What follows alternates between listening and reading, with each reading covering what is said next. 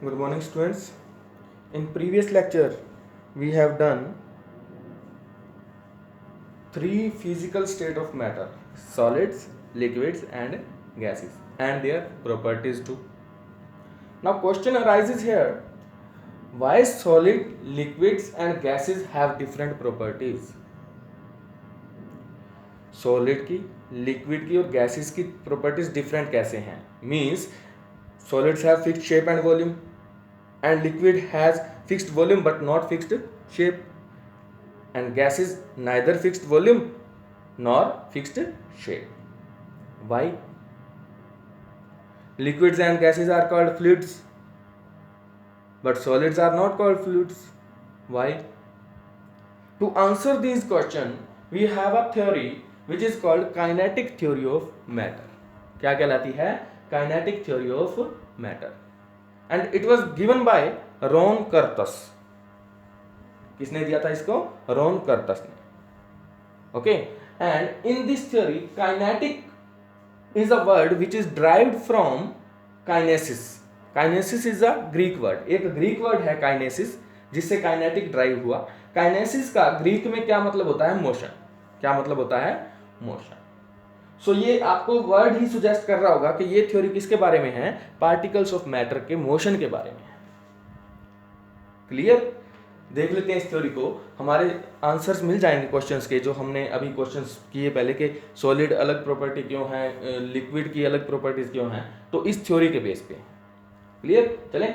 According to this theory, particles of matter are in continuous motion and possess kinetic energy. हमने एक activity की थी last lectures में, incense stick की, अगरबत्ती की, कि अगर एक रूम में अगरबत्ती जलाई जाए तो आप दूसरे रूम में बैठे हो तो आपको वो अगरबत्ती की फ्रेग्रेंस स्मेल करने को मिल जाती है. तो वो एक्टिविटी क्या कन्वे करती थी, क्या प्रूव करती है? कि particles of matter are in continuous motion. Clear? So first assumption of this theory is, according to this theory the particles of matter are in continuous motion. Proved हो गया. And possess kinetic energy, और उनके पास kinetic energy भी होगी. K stands for kinetic and E stands for energy. इस चीज को हम समझते हैं एक एग्जांपल से. फॉर एग्जांपल, आपने एक बुलेट फायर की फ्रॉम अ गन, ठीक है, and the bullet has its effect on the wall. ये एक बुलेट गड्ढा बना देती है वॉल पे. कैसे? हालांकि उसका मास तो 50 ग्राम्स और 60 ग्राम्स होगा. हर बुलेट का अलग अलग मास होता है, लेकिन फिर भी उसने अपना इतना इफेक्ट दिखाया कि उसने गड्ढा बना दिया वॉल पे.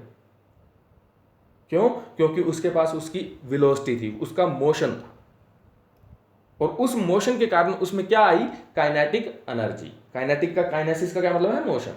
मोशन के कारण बुलेट में क्या आई? काइनेटिक एनर्जी, जिसकी वजह से उसने अपना इफेक्ट वॉल पे आपको दिखाया. सो क्या है इस थ्योरी के according? Particles of matter are continuous in motion. ठीक है. देन, और वो मोशन में है तो उनके पास क्या होगी? काइनेटिक एनर्जी भी होगी. क्लियर? सेकंड assumption इसकी, इस थ्योरी की क्या है? पार्टिकल्स ऑफ मैटर के बीच में, that is between the particles of matter, there is a force, some force exist there, और उस फोर्स को हम क्या कहते हैं? इंटर पार्टिकल फोर्स या इंटरमोलिक्यूलर फोर्स. पढ़ोगे आप फर्दर लेक्चर्स में. There is a force exist between the particles of matter which is called intermolecular force. Molecules के बीच में, या इंटर पार्टिकल फोर्स, पार्टिकल्स के बीच में एक फोर्स एग्जिस्ट होती है जिसे हम कहते हैं इंटर पार्टिकल फोर्स, या फोर्स ऑफ अट्रैक्शन, या इंटरमोलिक्यूलर फोर्स.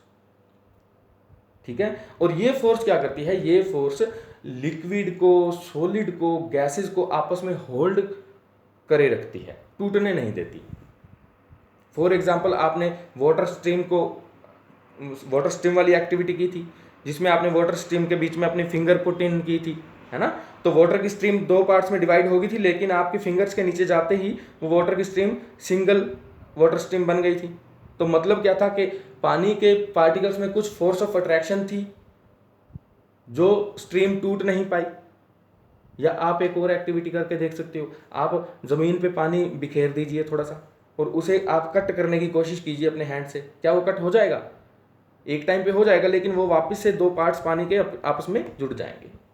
और ये एक्टिविटी क्या कन्वे करती है कि पार्टिकल्स ऑफ मैटर में इंटरमोलिकुलर फोर्स होती है, इंटर पार्टिकल फोर्स होती है, जो उसे होल्ड करे रखती है, मैटर को या ऑब्जेक्ट को होल्ड करे रखती है, पार्टिकल्स को होल्ड करे रखती है, अलग अलग नहीं होने देती। क्लियर? और ये inter particle force her state के लिए अलग अलग होती है। This force is different for different states, मतलब सॉलिड्स के लिए अलग, लिक्विड्स के लिए अलग, एंड गैसेस के लिए ये इंटर पार्टिकल फोर्स अलग। Clear? This is called kinetic theory of matter. Okay students, आज के लेक्चर में इतना ही, फर्दर हम करेंगे नेक्स्ट लेक्चर्स में। Thank you.